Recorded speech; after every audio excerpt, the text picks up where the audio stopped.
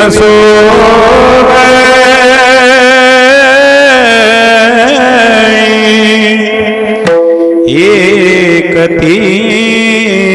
एकतीच धुमंडळी ज्यांचा आवडता देव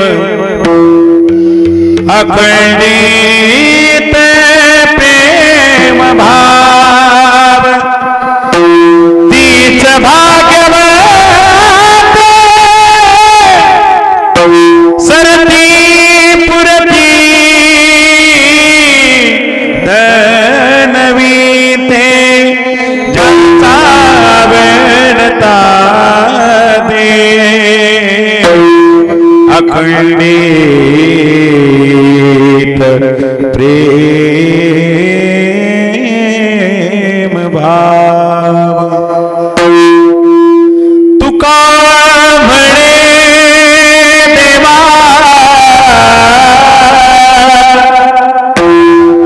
ज्यांची केल्या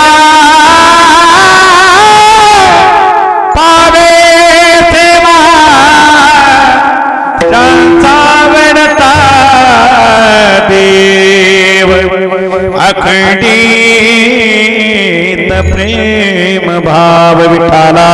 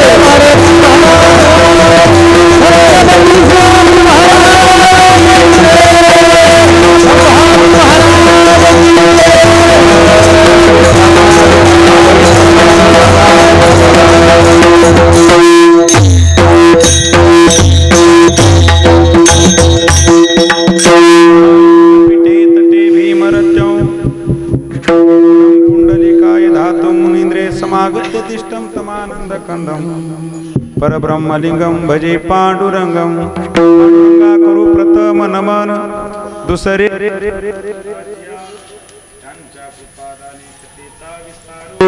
बाबाजी सद्गुरु दास तुका मस्तक हे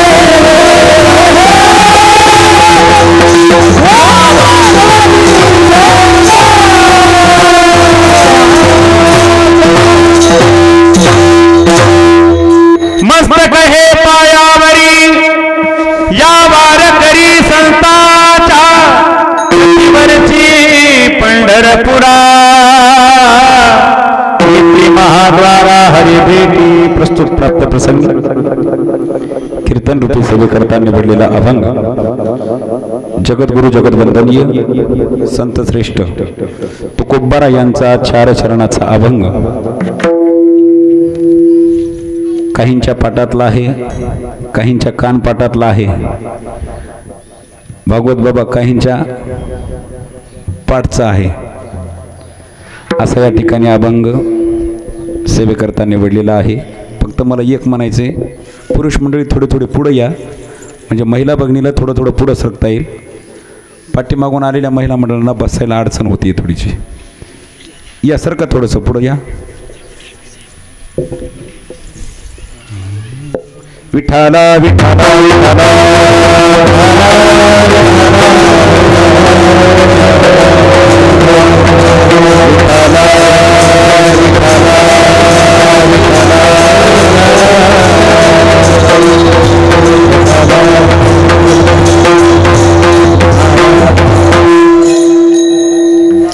आजचा कार्यक्रम म्हणजे नैमित्तिक कार्यक्रम आहे. निमित्त असा आहे, दरवर्षीच हा रोटाचा कार्यक्रम आयोजित असतो. गेल्या वर्षी शेवा माझ्याकडेच आली होती आणि यावर्षी देखील माझ्याकडेच आली. कारण शेवा येण्याचं एकमेव कारण म्हणजे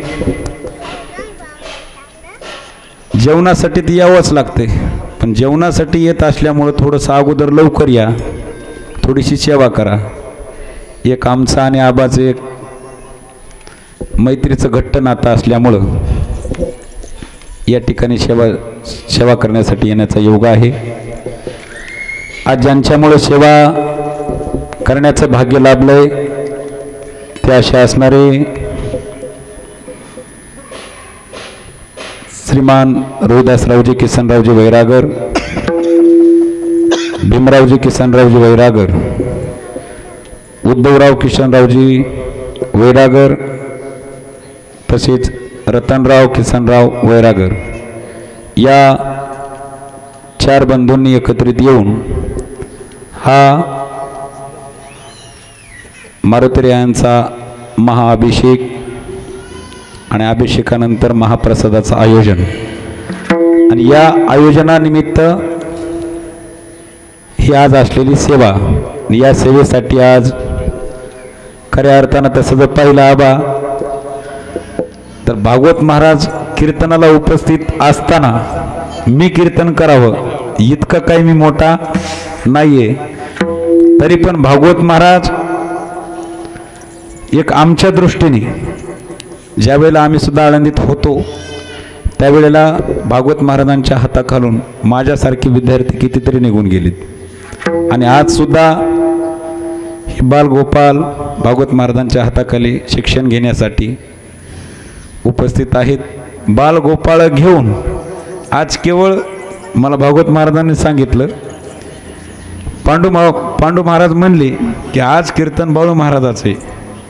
नेमका आमचा बाळ्या कसा उभा राहतोय हे बघण्यासाठी आलो. म्हणजे विठाला विठाला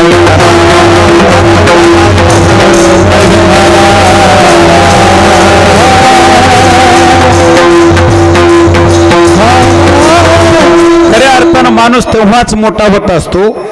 दुसऱ्याचं मोठेपण बघण्यासाठी अगोदर आपल्याला स्वतःला मोठं व्हावं लागतंय, त्यावेळेला दुसऱ्याचा मोठेपणा आपल्याला सहन होत असतो. अन्यथा दुसऱ्याचा मोठेपणा कधीच कुणाला सहन होत नाही. सुदाम महाराज दुसऱ्याचं कौतुक करण्यासाठी अगोदर आपल्याला मोठं व्हावं लागतं, त्यावेळेला दुसऱ्याचं काहीतरी कौतुक करता येत असते. त्या वक्तीप्रमाणे आमचे ज्येष्ठ कीर्तनकार भागवताचार्य श्री हरिभक्तपरायण भागवत महाराज सुकरे, श्री संत मोतीराम महाराज वारकरी शिक्षण संस्था वडगाव सुकरे येथील महाराज देखील या ठिकाणी उपस्थित आहेत. त्याबद्दल महाराजांचे सुद्धा खूप खूप आभार. महाराजांसाठी एकदा जोरदार टाळ्या वाजवायच्या. तसेच कीर्तनासाठी साथीला महाराष्ट्रातील गूढ गळ्याचे गोड आवाजाचे गायक भजन सम्राट श्री हरिभक्तपरायण अमोल महाराज झाळगावकर, आपल्या गावाचं भूषण सुभाष महाराज आहेत, सुदाम महाराज, सगळी टाळकरी मंडळी, भजनी मंडळी, विनेकरी बाबा, आपल्या गावाचं दुसरं रत्न भागवताचार्य श्री हरिभक्त परायण, आमच्यावरची कायम अगदी स्वतःच्या मुलाप्रमाणे वरदहस्त ठेवणारे आमच्या सर्वांचे लाडके केशव महाराज सुद्धा या ठिकाणी कीर्तन सेवेसाठी उपस्थित आहेत. महाराजांसाठी एकदा जोरदार टाळ्या वाजवायच्यात. कारण का ह्या टाळ्या ह्याच्याकरता वाजवायच्या की हे अधिकारी माणसं आहेत. अधिकारी माणसं असताना सुद्धा, तुमच्या हातात अधिकार असताना सुद्धा तुम्ही एका बालकाच्या कीर्तनाला, एका पामराच्या कीर्तनाला उपस्थित राहून तुमच्या मनाचा मोठेपणा दाखवता. यातच तुमचं खरं मोठेपण दडलेलं आहे. विठाला विठाला विठाला.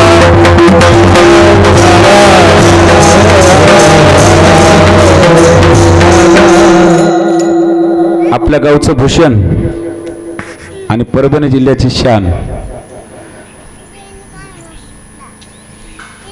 किरणदादा, पांडू महाराजाच्या हातात एक असा वेगळा गोडवा आहे. पांडू महाराजापुढं गायक वारकरी यांना वारकरी भजनासारखंच वाजवतात. ठेकाना करण्यावाले गायक जरी आले तरी त्याच्यासारखंच वाजवतात. गाण्यावरल्या चाली असल्या तरी त्याचप्रमाणे वाजवतात. आणि काही काही चाली गोंधळाच्या असल्या तरी ते वाजवतात. त्याच्यामुळे ते चौकोनी राह. एकदा पांडू महाराजासाठी टाळ वाजवा. आता काही जण म्हणते पांडू पांडू पांडू पांडू, हे कोणता पांडू आणला? पांडू नाही, बंडा आहे आपला. विठाला विठाला.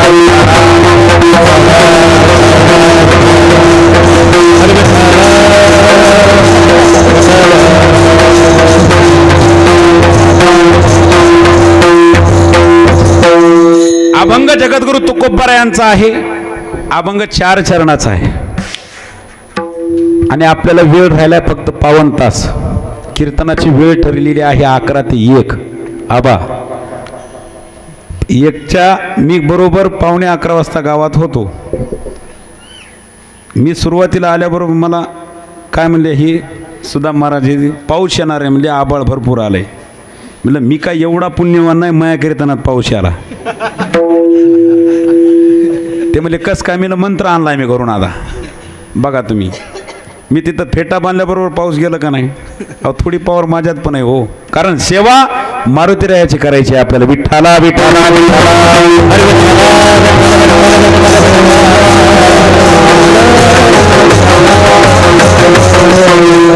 मारुतीरायाचा अधिकारच तसा आहे मायबाप. सहज काही काही ठिकाणी जगद्गुरु तुकोबारांनी सांगितलं, अहो आपण ज्यांच्यामुळं आज सेवा या ठिकाणी करतोय, ज्यांचा अभिषेक करून आपण आज महाप्रसाद तयार करून महाप्रसादाचं वाटप करणार आहोत किंवा भोजनाच्या पंक्ती घालणार आहोत, त्या महात्म्याचा अधिकार इतका मोठा आहे. राजा रामचंद्रानं ज्या वेळेला राज्याभिषेक करायचा आयोजित केला, राज्याभिषेक आयोजित केल्याच्या नंतर ज्या व्यक्तीसाठी स्वतः जगाची जगज्जननी राज्याभिषेक सुद्धा अडवून धरते, तो महात्मा आपलं कीर्तन अडवून धरणार आहे का? आणि कीर्तनाला अडथळा थोडाच आणणार आहे. त्याच्यामुळे तर म्हणतात, तुकोबाराने एका ठिकाणी सांगितलं, जर संकट तुमच्यावर आलं तर दुसरी तिसरीकडे कोणीकडे शरण जाऊ नका. तुका म्हणे संकष्टाला शरण जावे मारुतीला. आणि जर मारुतीला जर शरण जायचं असेल तर मारुतीरायाच्या कार्यक्रमाला मारुतीराय थोडंच आपल्याला पाऊस आणून व्यक्त एक थोडंच करणार आहेत. त्याच्यामुळे मी आबा तुम्हाला पहिल्यांदाच म्हणलं, पाऊस येणार नाही. पांडू महाराज तुम्हालाही म्हणलं, भागवत महाराज म्हणजे तुझ्यापाशी लय आले का मंत्र, पटकन थेंब आलेत म्हणजे पटकन मंत्र टाक. म्हणजे टाकून ठेवला तवाज. विठाला विठाला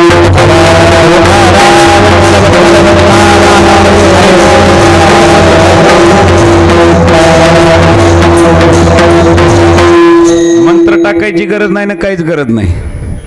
फक्त आज हे चौघ बंधू मिळून हा सोहळा जो आयोजित केलेला आहे, ह्या सोहळा आयोजित करण्यामागचं एकच कारण आहे की त्यांच्या अंतःकरणामध्ये मारुतीरायाविषयी अत्यंत खळबळीची भावना आहे आणि अत्यंत अंतःकरणातून मारुतीरायावरती भाव आहे.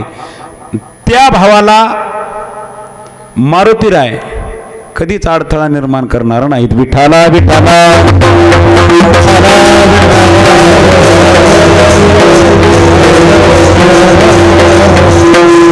कारण मारुतीरायाचा अधिकार इतका आहे, जर मारुतीरायाने जर ठरवलं तर होत्याचं नव्हतं सुद्धा करता येते आणि नव्हत्याचं होतं सुद्धा करता येते. हा अधिकार मारुतीरायाचा आहे. मायबाप जगाचा मालक 6 महिने 27 दिवस स्वतःच्या पत्नीपासून लांब होता. ज्या वेळेला राजा रावणानं सीतेचं हरण केलं त्यावेळेला 6 महिने 27 दिवस जगाचा मालक राजा रामचंद्र प्रभू पत्नीपासून 6 महिने 27 दिवस लांब होते. त्या 6 महिने 27 दिवसामध्ये जर तितक्या दिवसांनी जर कोण मुलाप केला असेल त्या दोघांचा तर ते फक्त मारुतीरायाने. विठाला विठाला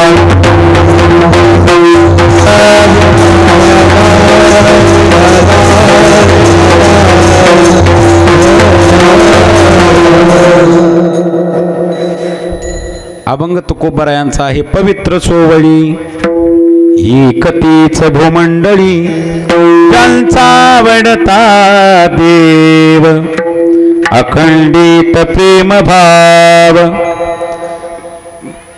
जगद्गुरु तुकोबाराय सांगतात पवित्र आणि सोवळी जर कोण असतील ती फक्त एकतीच भूमंडळी. बरं ती नेमकं भूमंडळी कोणती? लगेच द्रुपदामध्ये तुकोबाराय उत्तर देत आहे. ज्यांचा आवडता देव, नुसता आवडीचा देव असून चालणार नाही, त्यांच्या अंतकरणामध्ये त्या भगवंताविषयी अखंडित प्रेमभाव.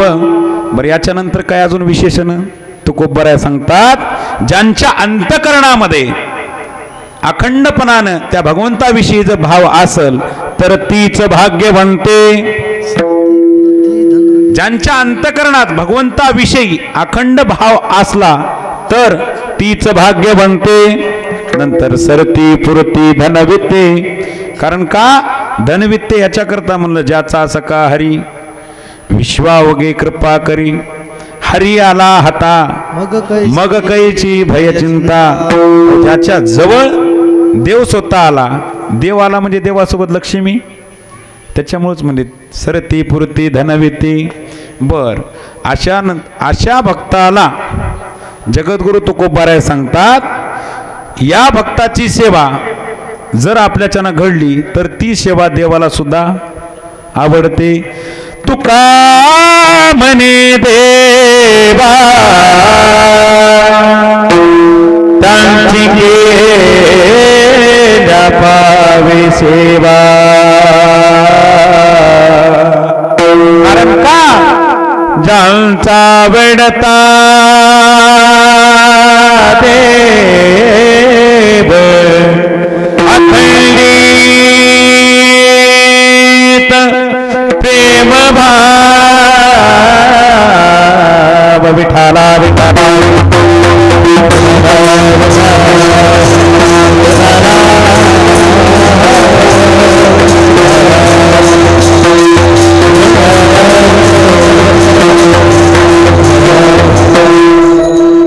अभंगाचा सरळ भावार्थ असाच असेल. केशव महाराज असं मी ते काय म्हणत नाही बरं काय, कारण जेवढी माझी बुद्धी आहे तिथपर्यंत मी जाईल.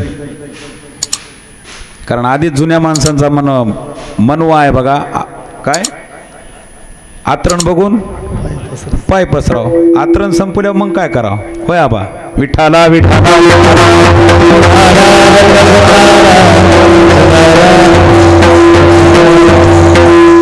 जितका माझ्या बुद्धीतून अर्थ काढण्याचा प्रयत्न केला ते तुमच्या समोर ठेवलेला आहे. नंतर कोणी कुचू कुचू करू नका, नंतर कोणी म्हणू नका की महाराजांना अभंग घेतला ते फक्त इकडंच माईकवर टाळ घेऊन बरं वाटतंय, कीर्तन फेटा बांधून उभा करायचं नाही. नंतर कोणी आबाच्या कानात म्हणू नये, नाही ते ह्याच्या कानात कोणी म्हणेल पुन्हा. त्याच्याकरता अभंगाचा सरळ भावार्थ आधीच सांगून ठेवलेला बरा, नाही तर पुन्हा लगेच म्हणायचे भागवत महाराज हजार असताना बाळ्याचं कीर्तन कायला ठेवलं. विठाला विठाला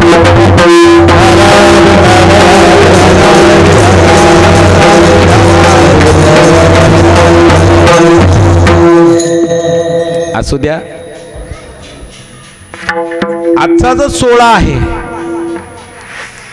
हा सोहळा सेवाभावाचा आहे.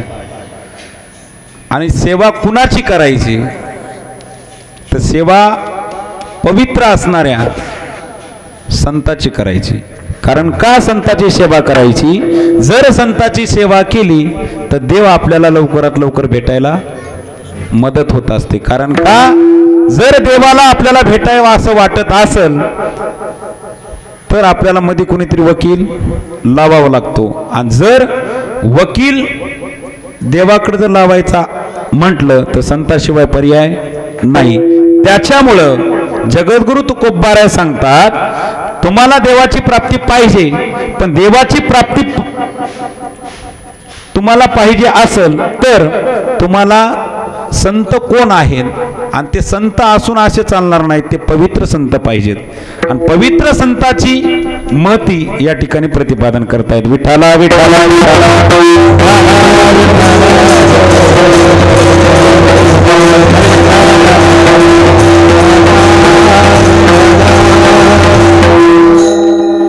जगद्गुरु तुकोबाराय सांगतात,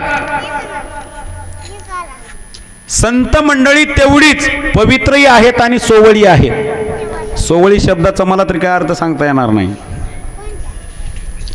पण पवित्र या शब्दावर थोडंसं बोलण्याचा प्रयत्न करू. सरळ सरळ बोलत चलू. आबा एकला करायचं काय कितीला शेवट करायचा नाही. तिकडून आचार्याचं तर काय उलटन वरी आलंय. पोळ्या करणाऱ्या मावशानं नुसतं हातवरी केला असं बेलनवरी दाखवलं की इकडे कीर्तन सुटलं. मावशी हसू नको, खरं खरं सांग म्हणालो. विठाला विठाला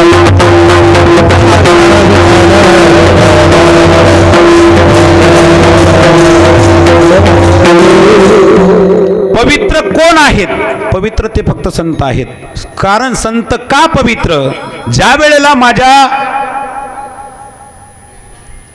ज्ञानोबारायांनी अंतकरणामध्ये ठरवलं की मला तीर्थयात्रा करायची, आणि ते तीर्थयात्रा करत असताना ज्या वेळेला ज्ञानोबाराय अलंकापूर नगरीतून पंढरीकडे गेले आणि पंढरपुरामध्ये जाऊन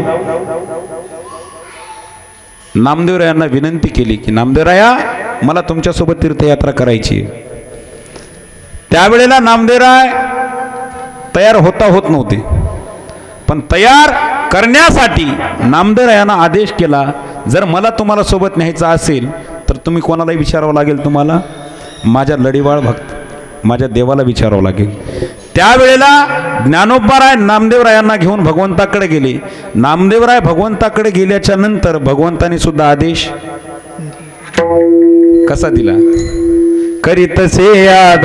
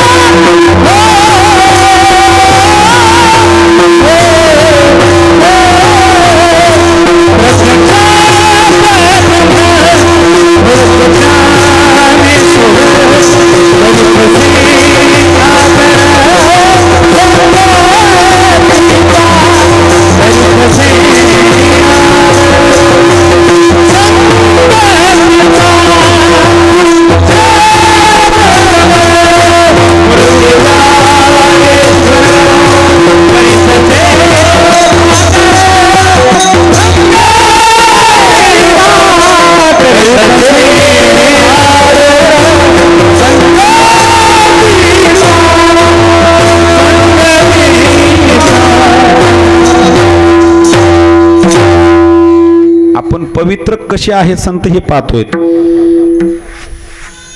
ज्ञानोबाराय ज्या वेळेला नामदेवरायांना भगवंतापुढे घेऊन गेली आणि भगवंतापुढे घेऊन गेल्याच्या नंतर भगवंताने सांगितलं नामदेवरायांना, नामा, जो महात्मा तुझ्या संगतीची अपेक्षा करतो तो महात्मा काय साधा सुद्धा नाहीये.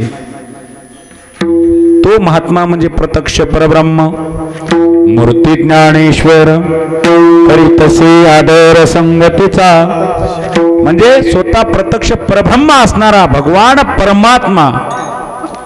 भगवान परमात्मा कशामुळे वापरलं तर महाविष्णूचा अवतार, सखा माझा ज्ञानेश्वर, ही उक्ती माझ्या ज्ञानोबरायांची.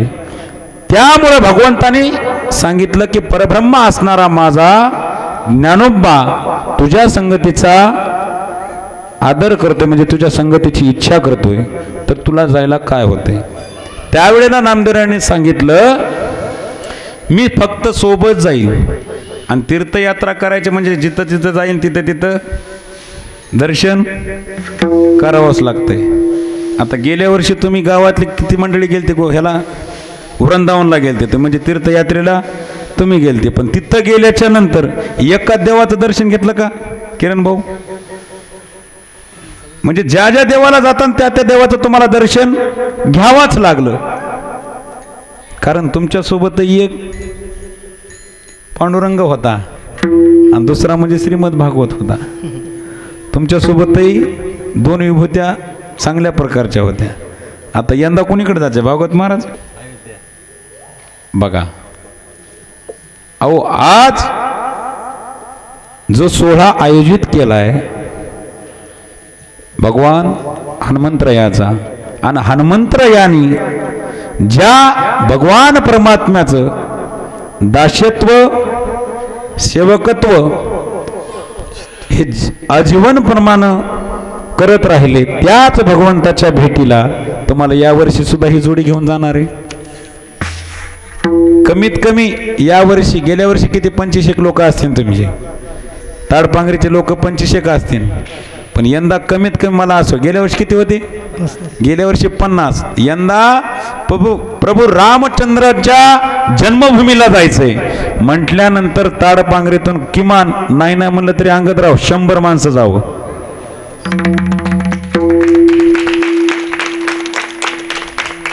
पोराने टाळ्या वाजल्या, जाण्याची इच्छाच नाही का कोणाची? महिला मंडळी बी नाही, पलीकडे आचार्याकडले लोकही बसलेले नाही. कोणाला जायचे? हा, आजचा माऊली बरोबर आहे बघा, जायचे का नाही? जायचे का नाही? पण ठरलेली फी देत जा बरं काय. विठाला विठाला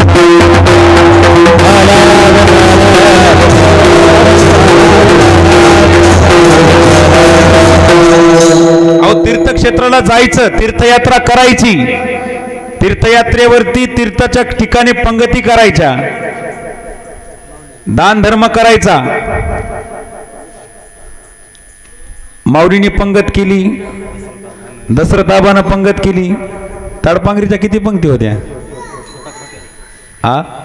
8 पंक्ती ताडपांगरीच्या. म्हणजे ताडपांगरीचे लोक तसे दानशूर आहेत, तसे चांगले लोक आहेत. बघायचं का बा, कीर्तन झाल्यावर तुम्ही नुसतं बघा, इथं नुसतं बसू द्या, प्रत्येक जण येणार, दान धर्म केल्याशिवाय पाया पडणार नाही आपल्या. बरोबर आहे का नाही सुभाष महाराज? सुभाष महाराज इथं जाता म्हणून लागले, ते दक्षिणा आणली मध्ये तुमची 100 रुपये कसं करायचं? आतात ना कीर्तन झाल्यावर द्या,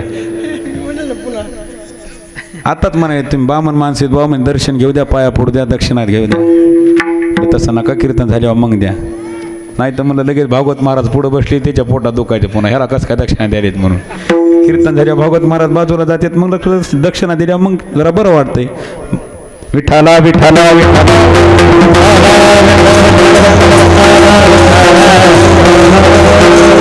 तीर्थयात्रा केलीच पाहिजे. जव हे सकळ सिद्ध आहे, हात चालावया पाये, तव तो आपुले सोहित पाहे. तीर्थयात्रे जाय चुकू नको, कारण का प्रत्येकाला वाटते आपल्याला तीर्थयात्रा घडावी, आपल्याला तीर्थयात्रा घडावी, पण ती तीर्थयात्रा घडविण्यासाठी जे पुढचा जे मेढ्या असतो का, मेढ्या व्यवस्थित भेटत नसतो. पण आपल्याला म्हणजे आपल्या परिसराला हे 2 मेढ्या नंबर 1च्या भेटलेले आहेत. एक म्हणजे भागवताचार्य भागवत महाराज आणि मृदंग सम्राट पांडुरंग महाराज. ह्या 2 मेढ्या फक्त सोडू नका, तुमचे 4 धाम नाही, तुमचे सगळे धाम होऊन जातील. फक्त यायला हातातच ठेवा, यांच्या संगतीत राहा. हे दरवर्षी एक तीर्थक्षेत्र आयोजित करतील, फक्त एकही तीर्थक्षेत्र यांच्यासोबत जाण्याचं तुम्ही सोडू नका. ही संधी तुमच्या दाराला येते, ती संधी तुम्ही सोडत जाऊ नका. विठाला विठाला विठाला. माझ्या ज्ञानोबरायाच्या अंतःकरणातून तीर्थयात्रा करायचं ठरलं. नामदेवरायांना स्वतः भगवंताने आदेश दिला. नामदेवराय निघाले, पण निघाल्याच्या नंतर नामदेवरायाने भगवंताला एक आट टाकली. भगवंता, मी तीर्थयात्रेला जाईल तुमच्या म्हणण्याप्रमाणे, पण तिथं गेल्याच्या नंतर मी दर्शन कोणीही देवाचं घेणार नाही. कारण का,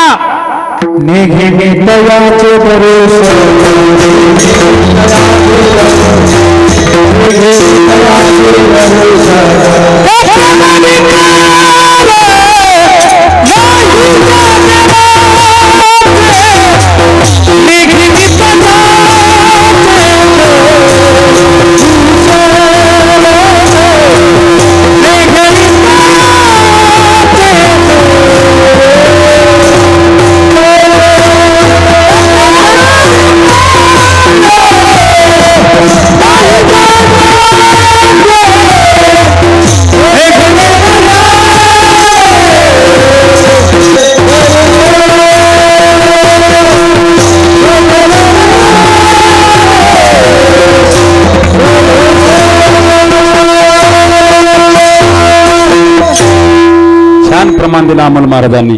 कटेवरी कर नाही जा देवाचे, नेघे मी तयाचे दर्शन. मोबाईल थोडा साईडला ठेवला तर बरं होईल, म्हणजे लक्ष कीर्तनात राहील. विठाला विठाला विठाला.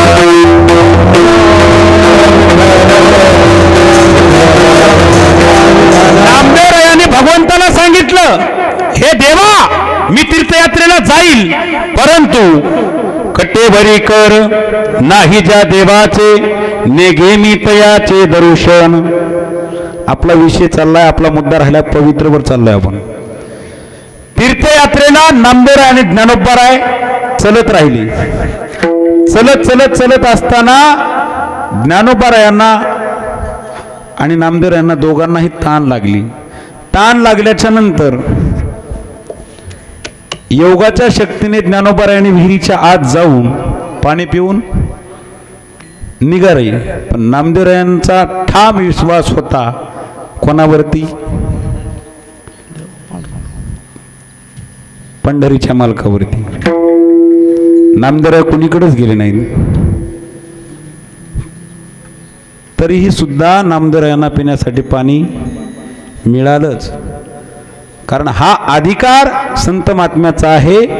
तिथून सुद्धा दरमजल करीत करीत त्यांची यात्रा काशी क्षेत्रात गेली. काशी क्षेत्रामध्ये गेल्याच्या नंतर तिथलच्या संपूर्ण परिसराला ज्ञानोबराय आणि नामदेवराय ही आलेली कुजबूज जिकडे तिकडे पसरली. कारण का,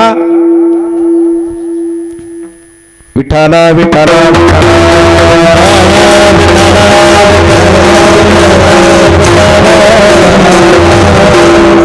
वाऱ्या हाती माप चाले सज्जनाचे, कीर्ती मुखे त्याचे नारायण. या उक्तीप्रमाणे ज्ञानोबराय आणि नामदेवराय काशी क्षेत्रामध्ये पोहोचले आणि ती कुजबूज अख्ख्या काशी नगरीने झाली. काशी नगरीत झाली यात नवल नाही. स्वतः ज्यांच्यासाठी आता तुम्हाला थोड्या दिवसातच काशीला सुद्धा जायचंय. ज्या भगवंतासाठी तुम्हाला ताडपांगरीवरून तिथं जायचंय काशीला, त्या भगवंताला सुद्धा कळालं की माझ्या नगरीमध्ये भगवान ज्ञानोबाराय आलेले आहेत, नामदेवराय आलेले आहेत. भगवंतानी जागेवरती न थांबता माझे ज्ञानोबाराय आणि नामदेवराय, जसं आपण पंढरीला गेलो, पंढरपुरामध्ये गेल्याबरोबर आपण अगोदर कुठं जातो? अगोदर आपण कुठे जातो? चंद्रभागेला जातो. चंद्रभागेला जाऊन आपण स्नान करतो. स्नान करून पुंडलिकरायाचं दर्शन घेऊन मग भगवंताकडे दर्शनासाठी जात असतो. त्याच उक्तीप्रमाणे ज्ञानोबाराय आणि नामदेवराय काशी क्षेत्रामध्ये गेल्यानंतर गंगेला जात होते. गंगेकडे जात असताना पाठीमागून भगवान विश्वनाथ आले आणि भगवान विश्वनाथ येऊन शांत नाही बसले. माझ्या ज्ञानोबारायाचा हात धरला. ज्ञानोबाचा हात प्रेमे धरी विश्वनाथ, म्हणजे भगवान विश्वनाथांनी माझ्या ज्ञानोबारायाचा हात प्रेमाने धरला. आणि हात नुसता प्रेमाने धरला नाही, तर प्रेमाने हात धरून भगवान ज्ञानोबारायाला भगवान विश्वनाथ गंगेमध्ये घेऊन चाललेत. ऐसे बोलत चालत दोघे आले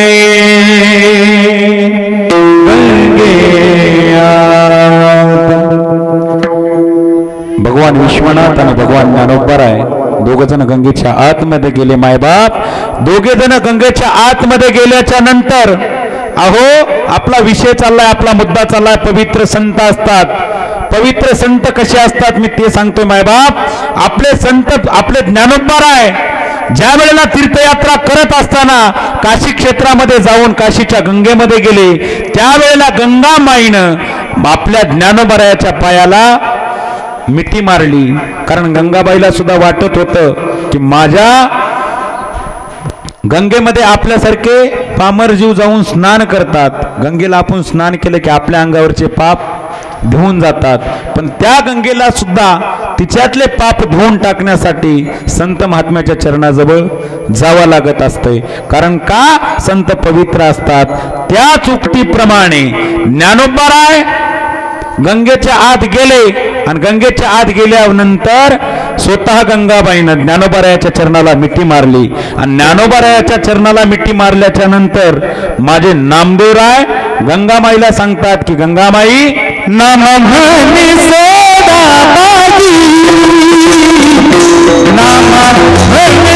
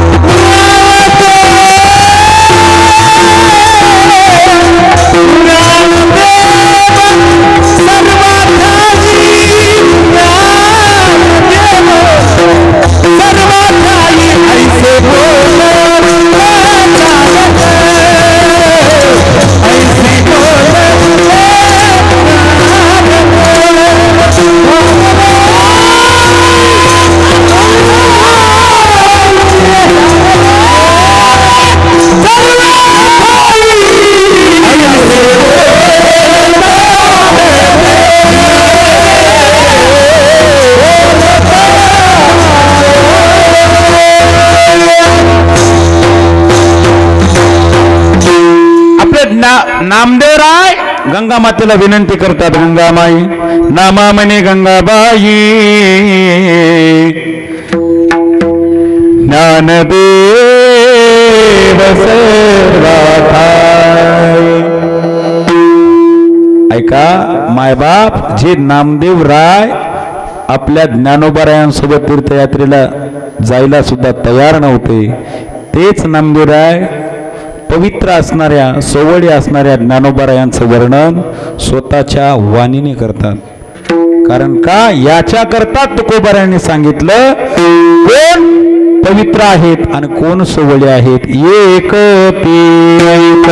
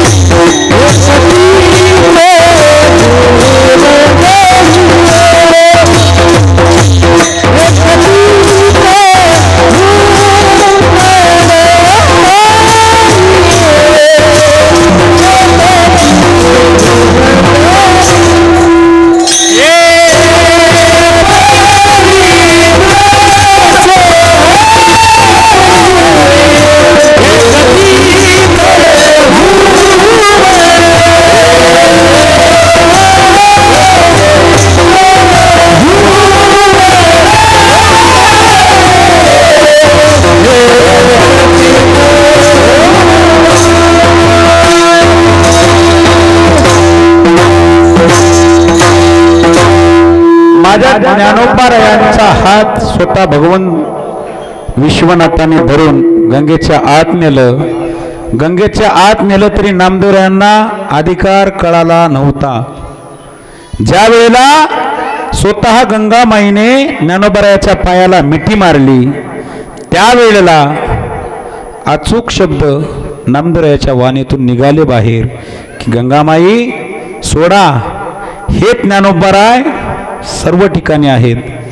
याच्यामुळंच संत हे पवित्र आहेत. आणि मला असं वाटतं भागवत महाराज संत हे सोवळी त्याचप्रमाणे आहेत. कशी? कारण जर सोवळी म्हणजे शुद्धतेचे आणि निर्मळ चित्ताचे, निर्मळ अंतकरणाचे, हेच सोवळी असे असावेत. वा नाही त्या विटाळा अखंड सोवळे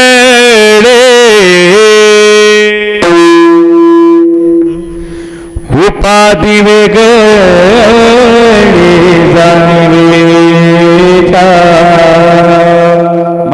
मला विठ्ठल नाही माय बाप, माझे ज्ञानोबाराय कायम म्हणजे कायम सोवळ्यामध्ये राहणारी माणसं आहेत आणि सोवळीच राहतील. तो अधिकार आपल्या संत महात्म्याचा आहे. त्यामुळे तुकोबाराने सांगितलं पवित्र कोण तर आपले संत, सोवळी कोण आपले संत. कसं? तीच एक भूमंडळी. बरं नेमकं तीच एक, दुसरी इतरत्र नाहीत का? तरीही तुकोबाराने सकारात्मक वाक्य लावलं, एक तीच भूमंडळी. बरं कारण का? तेच पवित्र आणि तेच सोवळी का? त्यावेळेला तुकोबाराने सांगितलं त्याचं एकमेव कारण इतरत्र कोणाचेही नाहीत. ते इतरत्र त्यांच्या अंतःकरणामध्ये भाव दुसऱ्यासाठी नाहीच. आज आपण आता तुमचंच एक सांगतो मी. आता तुम्हाला इथं कीर्तन कोणाचं ऐका वाटते? आता मी आहे तोवर माझं, दुसरं आलं की दुसऱ्याचं. पण तिथं आपल्या संत महात्म्यांपुढं इतरत्र काही तसं चालत नव्हतं. एक धरीला चित्ती आम्ही रकुमाईचा पती. अहो हे तर काहीच नाही. जगद्गुरु तुकोबाराने ते एका ठिकाणी सांगितलं, आणि कापे का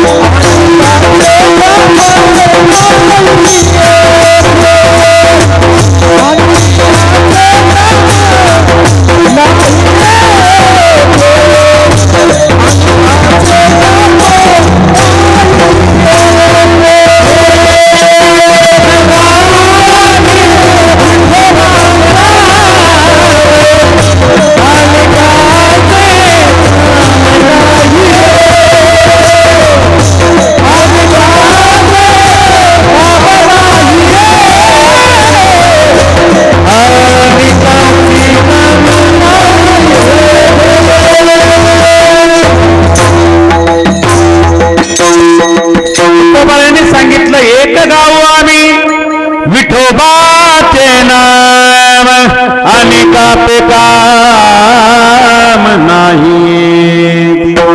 म्हणजे आम्हाला दुसऱ्या देवाशी घेणे देणं सुद्धा नाहीये. त्याच्यामुळेच तुकोबाराने सांगितलं ज्यांचा आवडता देव ज्यांचा आवडता